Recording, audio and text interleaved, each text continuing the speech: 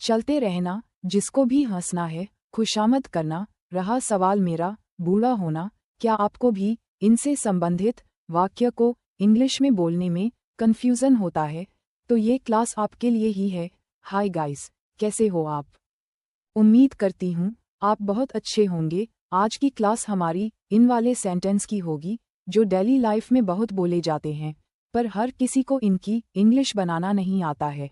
तो ये क्लास बिना स्किप किए देखा तो बहुत ही आसानी से ऐसे वाक्य बनाना सीख जाओगे। तो देखते हैं। पहले सेंटेंसेस, मुझे चलते जाना है, तुम्हें गाना गाते रहना है, उसे नाचते रहना है, पूनम को यहाँ बैठे रहना है। इन सब वाक्य में कोई भी काम करते रहना है, वाक्यांश आया है। इसके लिए इंग्लिश में एक स्ट्रक्चर को देखेंगे।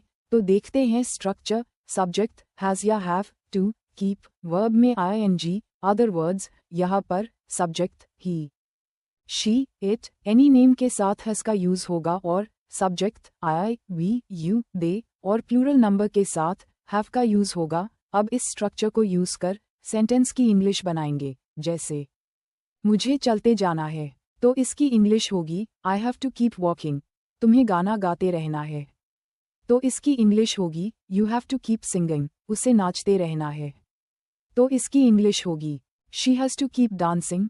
पूनम को यहाँ बैठे रहना है, तो इसकी इंग्लिश होगी Poonam has to keep sitting here. इस तरह हम और भी ऐसे वाक्यों को इंग्लिश में बना सकते हैं।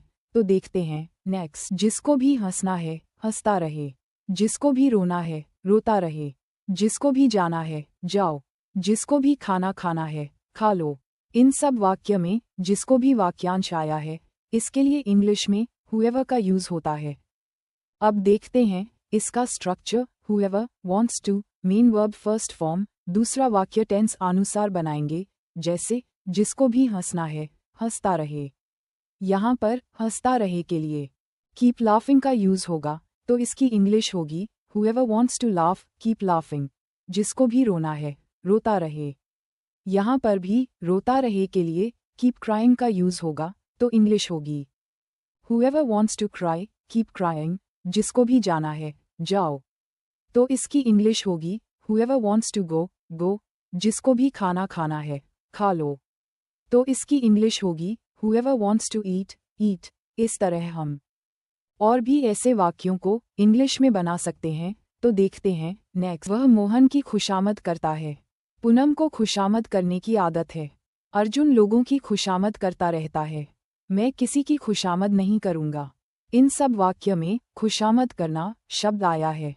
इसके लिए इंग्लिश में फ्लैटर वर्ब का यूज़ होता है। जैसे वह मोहन की खुशामद करता है, तो इसकी इंग्लिश होगी ही फ्लैटर्स मोहन। पूनम को खुशामद करने की आदत है, तो इसको इंग्लिश में बनाएंगे Poonam has a habit of flattering. Arjun लोगों की खुशामद करता रहता है। जब भी किसी वाक्य में करता रहता वाक्यांश आए, तो इसके लिए इंग्लिश में कीप वर्ब में ing यूज़ होता है, तो इंग्लिश होगी अर्जुन कीप्स फ्लैटरिंग पीपल। मैं किसी की खुशामद नहीं करूँगा, तो इसकी इंग्लिश होगी आई विल नॉट फ्लैटर एनीवन। इस तरह हम और भी ऐसे वाक्यों को इंग्लिश में आसानी से बना सकते हैं। तो देखते हैं नेक्स्ट। रहा सवाल मेरा, मैं इंदौर नहीं जाऊँगा। रहा सवाल मेरी शर्ट का, तो ऐसे ही ठीक है। रहा सवाल उनका, वो पास हो जाएंगे। रहा सवाल चिकन का, तो मैं चिकन नहीं खाता हूँ। इन सब वाक्य में रहा सवाल वाक्यांश आए हैं। इसकी जगह पर रही बात भी बोला जाता है, तो रहा सवाल या रही बात के लिए इंग्लिश में हैज़ फॉर का यूज़ होता है। जैसे रहा सवाल मेरा, मैं इंदौर नहीं जाऊँगा, तो इसकी इंग्लिश होगी as for me, I will not go to Indore. रहा सवाल मेरी शर्ट का, तो ऐसे ही ठीक है, तो इसकी इंग्लिश होगी as for my shirt, it is fine as it is.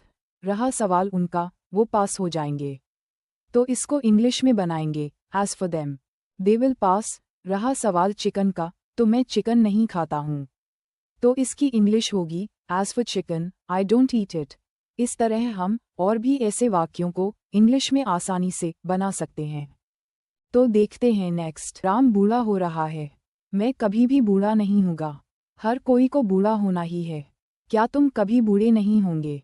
इन सब वाक्यों में बूढ़ा होना वाक्यांश आया है। इसके लिए इंग्लिश में कोई भी वर्ब नहीं है। तो जब भी किसी हिंदी क्रिया की इंग्लिश वर्ब नहीं होती है तो गेट से इनकी इंग्लिश वर्ब बनाई जाती है, तो बूढ़ा होने के लिए गेट ओल्ड का यूज़ होगा। बाकी के नियम इसमें टेंस अनुसार ही लगेंगे। जैसे राम बूढ़ा हो रहा है तो इसकी इंग्लिश होगी राम इज़ गेटिंग ओल्ड। मैं कभी भी बूढ़ा नहीं हूँगा तो इसको इंग्लिश में बनाएंगे I will never get old.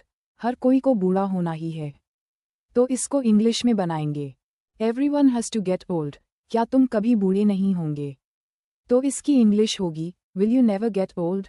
इस प्रकार हम और भी ऐसे वाक्यों को इंग्लिश में आसानी से बना सकते हैं।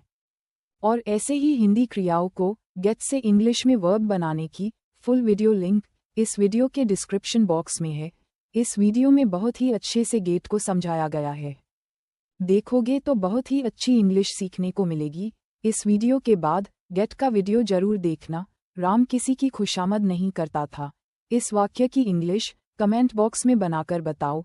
अब ये क्लास यहीं समाप्त होती है। यदि इस क्लास में आपको कोई कन्फ्यूजन हो या मन में कोई क्वेश्चन हो तो कमेंट बॉक्स में कमेंट करें। Please like, subscribe and share.